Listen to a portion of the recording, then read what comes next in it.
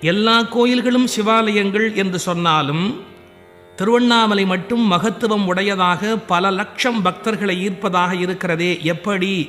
இந்த கேள்வி பல பேர் மனத்திலே எழுந்திருக்கலாம். அதற்கொரு விடை சொல்கிறேன்.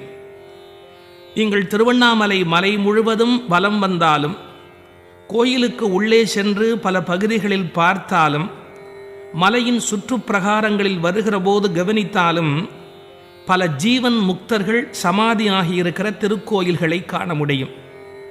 மற்ற எந்த திருத்தலத்திலும் இல்லாத அளவுக்கு எல்லையற்ற ஞானிகள், மகான்கள், ஜீவன் முக்தர்கள், அருளாளர்கள், அடியார்கள், பல்லாயிரக்கணக்கான பெரியோர்கள் ஜீவ சமாதியாகியிருக்கிற திருக்கோயில்தான் திருவண்ணாமலை.